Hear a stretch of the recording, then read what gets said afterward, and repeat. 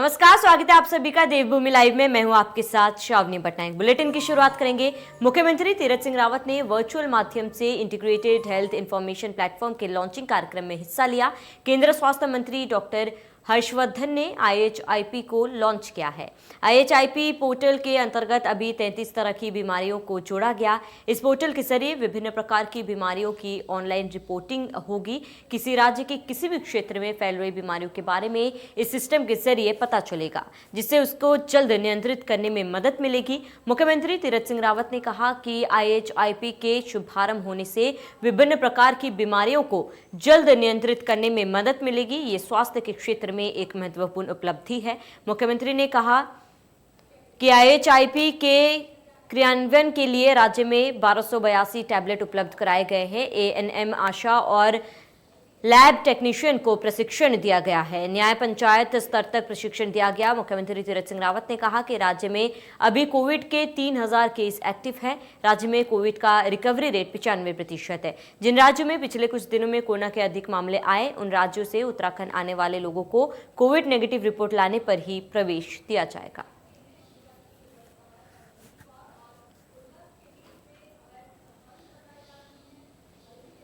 तो ऐप के लॉन्चिंग कार्यक्रम में CM तीरथ सिंह रावत ने हिस्सा लिया है।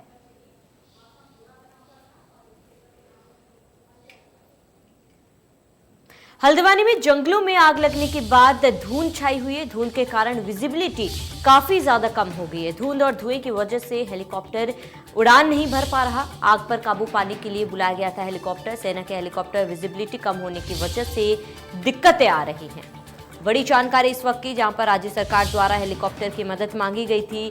केंद्र सरकार से हेलीकॉप्टर भेजा भी गया, लेकिन आग के कारण हर जगह धुंध ही धुंध है और धुंध के कारण विजिबिलिटी काफी कम हो गई, जिससे काफी परेशानियों का सामना करना पड़ रहा है। और वहीं हेलीकॉप्टर उड़ान भरने में हेलीकॉप्टर को मुसीबतों का सामना करना पड़ रहा है। तो धुंध के कारण विजिबिलिटी काफी कम हो चुकी है। तो बड़ी जानकारी इस वक्त आपको बता रहे, धुंध और धुएं की वजह से हेलीकॉप्टर उड़ान नहीं भर पा रहा। तो आग पर काबू पाने के लिए बुलाया गया था सेना का हेलीकॉप्टर। हालांकि धुंध की वजह से काफी परेशानियों का सामना करना पड़ रहा है। इस वक्त की बड़ी जानकारी आपको बता रहे, बड़ी और अहम जानकारी। हल्द्वानी में जंगलों में भीषण आग लगी थी और आग लगने से हर जगह धुंध छाई हुई है। धुंध के कारण विजिबिलिटी काफी कम हो गई है और इसी वजह से धुएं और धुंध के कारण हेलीकॉप्टर उड़ान नहीं भर पा रहा। आग पर काबू पाने के लिए सेना का हेलीकॉप्टर बुलाया गया है। वहीं ज्यादा जानकारी के लिए हमारे संवाददाता ताराचंद जोशी हमारे साथ जुड़ चुके हैं। ताराचंद, देखिए विजिबिलिटी काफी कम है, ऐसे में हेलीकॉप्टर को उड़ान भरने में भी काफी मुश्किलों का सामना करना पड़ रहा है। फिलहाल क्या कुछ अपडेट है? जी देखिए, जो जंगलों की जो आग है उसे बुझाने के लिए MI-17 हेलीकॉप्टर वायुसेना का बुलाया गया था, लेकिन सुबह से ही पूरे क्षेत्र में धुंध है। इस वजह से वो बरेली से उड़ान नहीं भर पाया, लेकिन थोड़ा मौसम ठीक होने के बाद बरेली से उड़ान जरूर MI-17 ने भरी है। उसके बाद हल्द्वानी आकर अभी रुका हुआ है, क्योंकि विजिबिलिटी बहुत कम थी। इस वजह से आगे की उड़ान नहीं हो पाई है और आज भीमताल झील से जो पानी उठाना था वो प्रक्रिया नहीं हो पाई है और अभी भी विजिबिलिटी बहुत कम है। अब कल का इंतजार है कि कल यदि विजिबिलिटी और मौसम यदि साथ देगा तो MI-17 उड़ के भीमताल झील से पानी उठाने के बाद जो जंगल वाला जो क्षेत्र है वहाँ पर पानी डालने का काम करेगा। लेकिन जिस तरह से अभी जो हालात यहाँ पर हैं उसको देखकर लगता नहीं कि कल भी विजिबिलिटी कुछ कम होने वाली है। बिल्कुल, तमाम जानकारी के लिए ताराचंद आपका बहुत बहुत शुक्रिया। केंद्र सरकार ने राज्य सरकार को पर्वतीय क्षेत्र के जंगलों में लगी आग को बुझाने के लिए उपलब्ध कराए गए 2 हेलीकॉप्टर में से एक हेलीकॉप्टर देहरादून के जौलीग्रांट एयरपोर्ट पर सुबह 8:30 बजे पहुंचा। इसके बाद हेलीकॉप्टर ने टिहरी गढ़वाल के कोटी कॉलोनी के लिए उड़ान भरी। वायुसेना के हेलीकॉप्टर ने कोटी के आसपास के जंगलों में लगी आग को बुझाने का कार्य शुरू कर दिया। भारतीय वायुसेना के हेलीकॉप्टर ने टिहरी गढ़वाल के कोटी कॉलोनी इलाके में पास के जंगलों में अग्निशमन अभियानों में भाग लिया। 5000 लीटर क्षमता वाली बॉम्बी बकेट की मदद से टिहरी झील से पानी का छिड़काव किया जा रहा है। पहले दौर में अडवाणी के जंगल में पानी का छिड़काव किया गया। गौरतलब है कि इससे पहले 2016 में जंगलों की आग पर नियंत्रण को सेना के हेलीकॉप्टरों की मदद ली गई थी।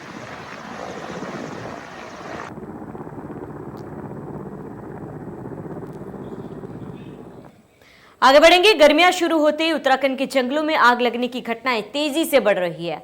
आपको बता दें कि राज्य सरकार और वन विभाग की ओर से आग की घटनाओं को काबू में करने का लगातार प्रयास किया जा रहा है। इस संबंध में मुख्यमंत्री तीरथ सिंह रावत ने केंद्रीय गृह मंत्री अमित शाह से मदद मांगी थी, जिसके बाद केंद्र सरकार ने 2 हेलीकॉप्टर उत्तराखंड के लिए भेजे हैं। दोनों चॉपर उत्तराखंड पहुंच चुके हैं, जिसमें से एक चॉपर ने आग को बुझाने का कार्य भी शुरू कर दिया है। टिहरी जनपद में जंगलों में लगी आग को बुझाने का कार्य भी शुरू कर दिया गया। इस चॉपर की सहायता से काफी हद तक आग पर काबू पाया जा रहा है। वहीं मुख्य वन संरक्षण मान सिंह का कहना है कि वनाग्नि के अब तक 1376 हेक्टेयर वन क्षेत्र आग की चपेट में आ चुका है। वहीं आग लगने की अब तक कुल 1039 घटनाएं अब तक सामने आ चुकी है, जिससे करीब 40 लाख रुपए का नुकसान बताया जा रहा है। वहीं मान सिंह ने बताया कि 2 चॉपर में से एक चॉपर ने आज से कार्य प्रारंभ कर लिया। कल दूसरा चॉपर हल्द्वानी से जंगलों की आग को बुझाने का कार्य शुरू करेगा। अभी जो आज की जो रिपोर्ट है वो लगभग 1376 हेक्टेयर अभी तक प्रभावित हो चुका है और 1039 नंबर ऑफ फायर टोटल हो चुकी हैं और टोटल करीब 40 लाख रुपए का नुकसान हो चुका है। तो आज वैसे तो पिछले 24 घंटे में थोड़ा मौसम में गर्मी में थोड़ा कमी आई है, मतलब टेम्परेचर थोड़ा हाई चल रहा है, तो इस कारण से जो आग की घटनाएं हैं वो मतलब हो ही रही हैं। वही ज्यादा जानकारी के लिए हमारे संवाददाता सुभाष गौड़ हमारे साथ लाइव जुड़ चुके हैं। सुभाष, आपसे जानना चाहूंगी, देखिए लगातार प्रदेश में आग की घटनाएं जो है जंगलों में बढ़ती जा रही है। केंद्र सरकार द्वारा राज्य सरकार को मदद भी भेजी गई है, हेलीकॉप्टर भी भेज दिए गए। फिलहाल क्या कुछ स्थिति है, कितने आग पर काबू पा लिया गया और कितना समय लग सकता है? जी बिल्कुल, लगातार जिस तरीके से गर्मी का मौसम बढ़ते ही जो उत्तराखंड के पर्वतीय क्षेत्र के जंगल है उनमें जिस तरीके से आग लग रही है, उससे कहीं ना कहीं ये कहा जा सकता है कि न केवल जंगली जीव जंतु बल्कि स्थानीय लोगों को भी इससे काफी दिक्कतों का सामना करना पड़ रहा है। और जिस तरीके से आग बुझने के बाद जो धुआं फैल रहा है उससे भी काफी दिक्कतों का सामना जो उस क्षेत्र में रहते हैं लोग उनको करना पड़ रहा है। यानी कि जिस तरीके से जंगलों की आग को बुझाने के लिए लगातार प्रयास किए जा रहे हैं, चाहे वो स्थानीय लोगों द्वारा किए जाए, वन विभाग की टीम द्वारा किए जाए या फिर MI-70 के जरिए हेलीकॉप्टर के जरिए जो बौछार की जा रही है उन जंगलों में जहां आग लगी हुई है उसको बुझाने के लिए, तो कहा जा सकता है कि दिक्कतें जरूर उन क्षेत्र के लोगों को हो रही है, स्थानीय लोगों को हो रही है। लेकिन बड़ी चीज ये है कि इसको लेकर वन विभाग भी पूरी तरीके से सतर्क नजर आ रहा है। और इसके साथ ही क्योंकि सरकार ने सुबह से ही निर्देश दिए हुए थे कि आज जल्द से जल्द कोशिश की जाएगी कि जो भी जंगलों में आग लग रही है उन्हें बुझाने की कोशिश की जाएगी। उसके साथ ही स्थानीय लोगों से भी अपील की थी वो अपने आसपास आग ना जलाएं, क्योंकि आग जलने की वजह से ही जंगलों में आग लगती है और ऐसे में यदि कोई पकड़ा जाता है तो उसके ऊपर कड़ी कार्रवाई भी की जाएगी। यानी कि ये जरूर है कि जिस तरीके से जंगलों में आग लग रही है उसकी मुख्य वजह यही है कि जो आसपास जो लोग रह रहे हैं उनकी वजह से ही आग लग रही है। लेकिन बड़ी चीज ये है कि इन आग लगने की वजह से जो जंगली जानवर हैं उनको काफी नुकसान हो रहा है। लेकिन इसके साथ ही जिस तरीके से अब केंद्र सरकार से मदद मांगी गई और 2 हेलीकॉप्टरों को उत्तराखंड में भेजा गया, तो कहा जा सकता है कि उन हेलीकॉप्टरों के जरिए जो आग बुझाने की कोशिश है वो लगातार जारी है। जी सुभाष, देखिए नुकसान की आपने यहाँ पर बात कही है, वन संपदा को भी नुकसान पहुंच रहा है, वन्य जीवों को भी नुकसान पहुंच रहा है, ऐसे में पर्यावरण को भी कहीं ना कहीं काफी नुकसान पहुंच रहा है, क्योंकि धुआं जब आसमान तक पहुंच रहा है तो प्रदूषण में भी काफी बढ़ोतरी देखी जा रही है।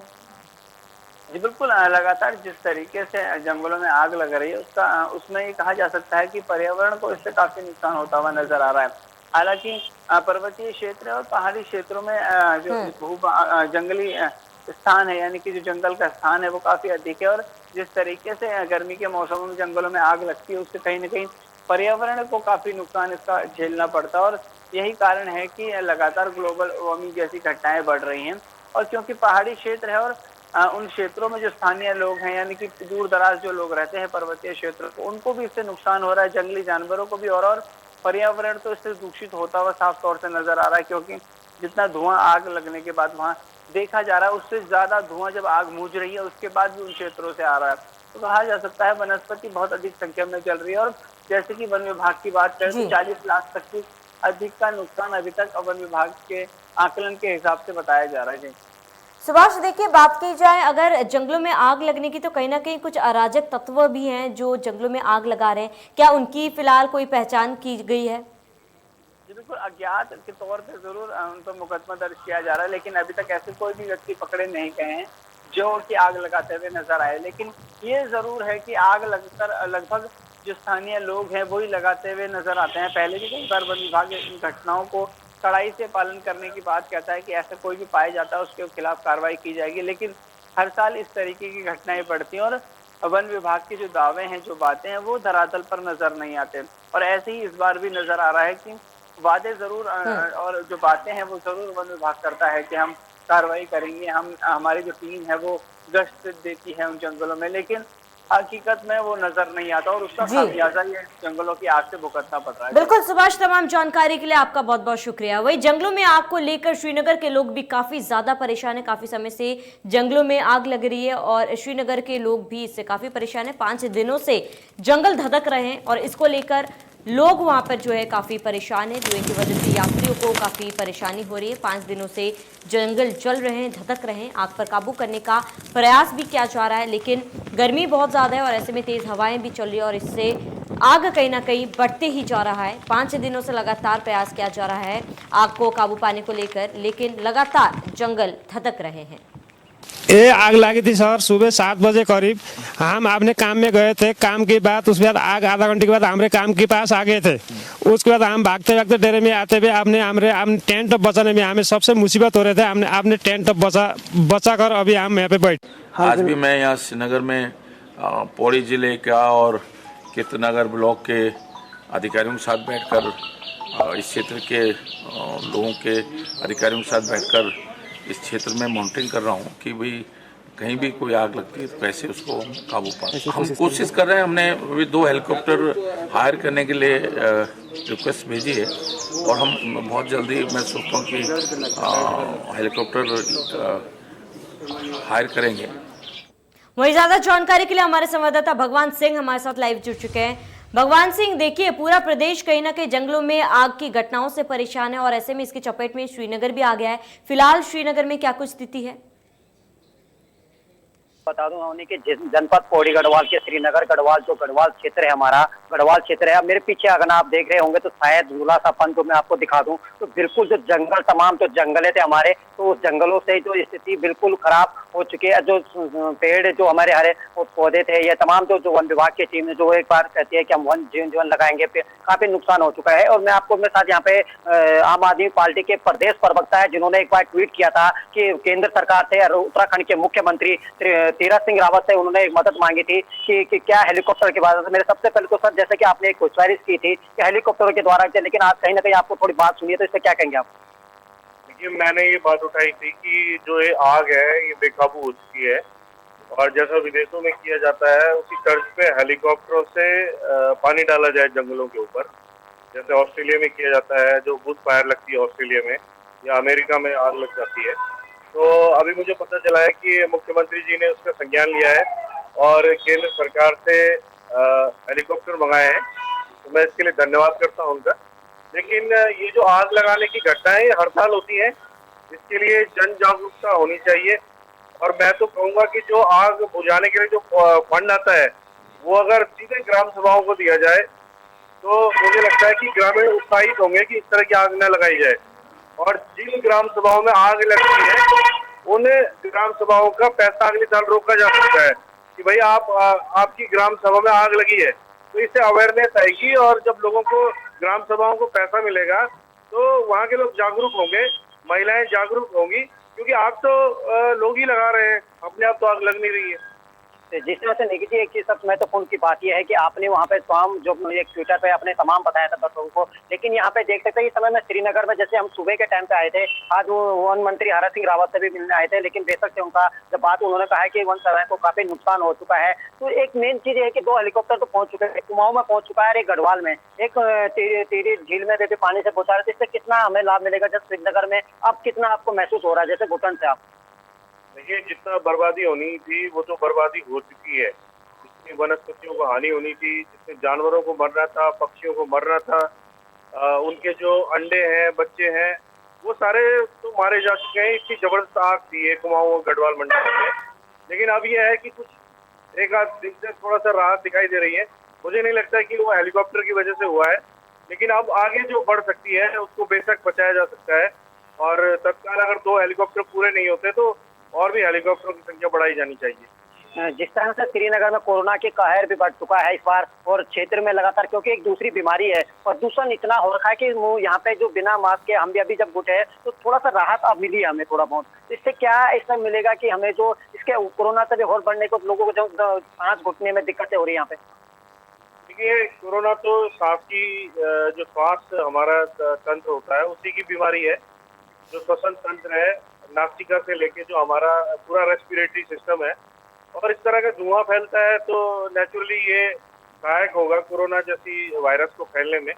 और लोगों को जब सांस लेने में तकलीफ होगी और खुदा न खास्ता कोरोना संक्रमण भी उसे हो गया तो निश्चित रूप से जो है अस्थमा के जो पेशेंट है जी या जिन्हें सांस लेने में तकलीफ की दिक्कतें हैं उनके। बिल्कुल भगवान, तमाम जानकारी के लिए आपका बहुत बहुत शुक्रिया। आगे बढ़ेंगे, आपको 3 तस्वीरें दिखाएंगे। आपकी ये 3 तस्वीरें आपके टीवी स्क्रीन पर दिखा रहे हैं, उत्तरकाशी से, पौड़ी से, चमोली से, जहां पर आग किस तरह धधक रही है। आप तस्वीरों से अंदाज़ा लगा सकते हैं, कई दिनों से ये आग धधक रही है और कहीं ना कहीं आग को बुझाने में वन विभाग नाकाम नजर आ रहा है। तो लगातार प्रदेश में आग की घटनाएं जो है जगह जगह पर बढ़ती जा रही है।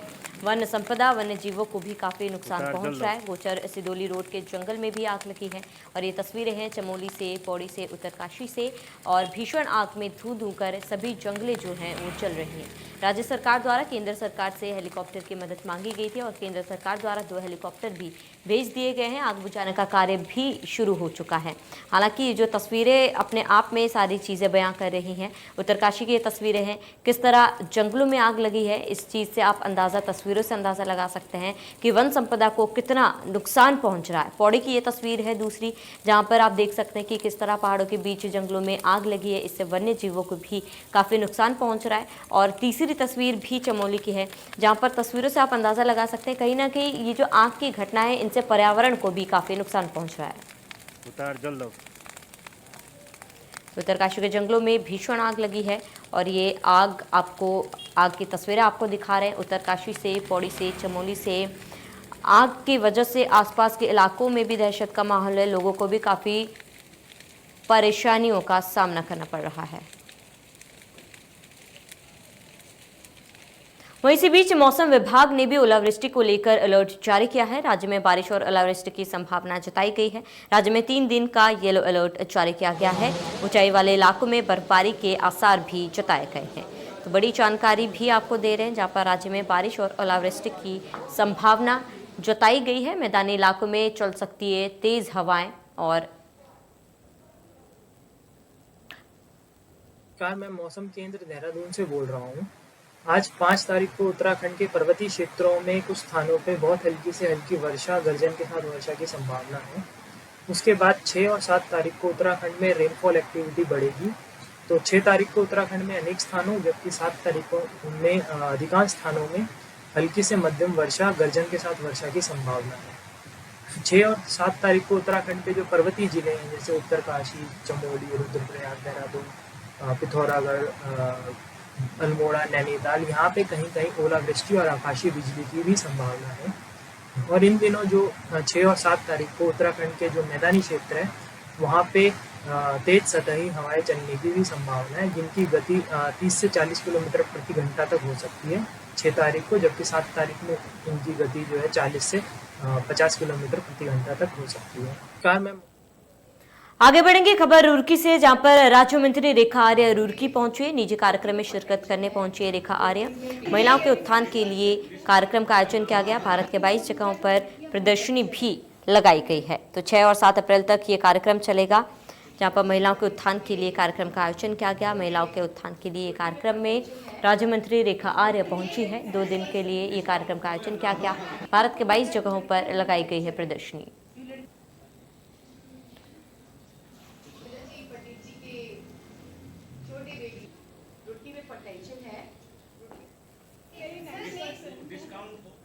मसूरी में संदिग्ध परिस्थिति में युवक के शव मिलने से हड़कंप मच गया है। जहां पर संदिग्ध परिस्थिति में युवक का शव मिला, पुलिस ने शव को पोस्टमार्टम के लिए भेज दिया है। युवक अपने रिश्तेदारों के पास आया था मिलने, और जिसके बाद संदिग्ध परिस्थिति में युवक का शव मिला।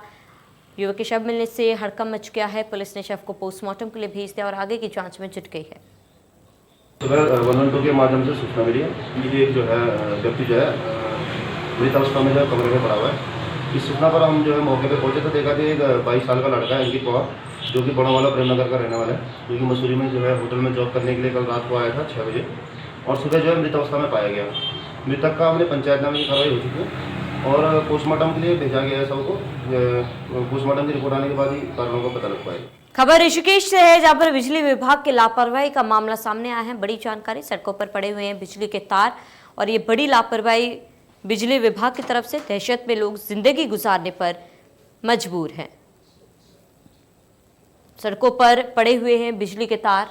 आप तस्वीरों में भी देख सकते हैं कि किस तरह सड़कों के बीचों बीच बिजली के तार पड़े हुए हैं और दहशत में लोग जीने को मजबूर हैं। विद्युत विभाग के खिलाफ आंदोलन की चेतावनी भी ग्रामीणों ने दी है। वहीं बिजली विभाग की लापरवाही सामने आई है। और इसके साथ ही देवभूमि लाइव में मेरे साथ इतने ही। देखते रहिए इंडिया न्यूज।